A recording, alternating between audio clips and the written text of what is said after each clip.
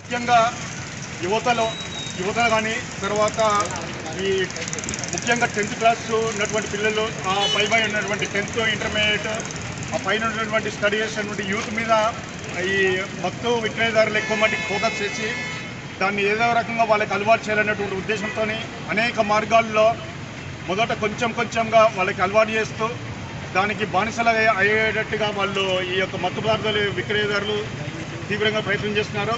కానీ ఈ యొక్క దీనివల్ల మత్తు పదార్థాల వలన ముఖ్యంగా గంజాయి వలన చాలా అనర్థాలు జరుగుతాయి. అదేవిధంగా వాళ్ళకి వ్యక్తిగతంగా కానీ సమాజానికి కానీ చాలా అనర్థాలు ఉంటాయని అందరికీ కూడా తెలుసు. ఇంకా ముఖ్యంగా ఏంటంటే ఈ యొక్క గంజాయి అనేది చిన్నగా పాకుతూ ఇవాళ చూసినట్లయితే ప్రతి గ్రామంలో కూడా కొంతమంది యువత చదువుకునే వాళ్ళు కానీ మిగతా పనులు చేసుకునే వాళ్ళు కానీ చిన్నగా అలవాటు పడుతున్నారు. ఇది చాలా ప్రమాదకరమైనటువంటి ధోరణి. ఈ యొక్క ధోరణి సమాజాన్ని చాలా నష్టపరుస్తుంది. ముఖ్యంగా మనము ఉత్తర భారతదేశంలో చూసుకున్నట్లయితే పంజాబ్ రాష్ట్రంలో ఇవాళ చాలా దారుణమైనటువంటి పరిస్థితి ఉంది.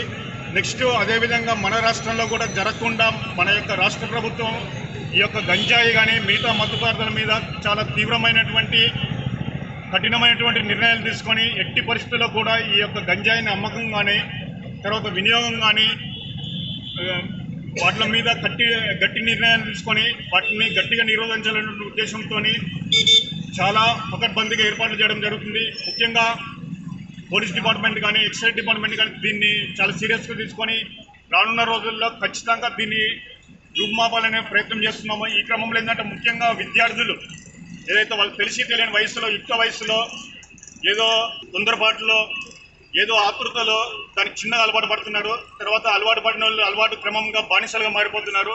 ఈ క్రమంలో వాళ్ళు ఈ యొక్క మత్తు పదార్థాలని కొనడానికి ఇంట్లో వస్తువుల్ని అమ్మడం కానీ లేకపోతే అనేకమైనటువంటి ఆర్థిక నేరాలు అంటే దొంగతనాలు చేయడం కానీ దాని తర్వాత అందరి పరిశ్రమలో ఉంటే ఇతరులని కానీ కుటుంబ సభ్యులను కానీ చంపిన సందర్భాలు మనం చాలా చూస్తున్నాం రెగ్యులర్గా.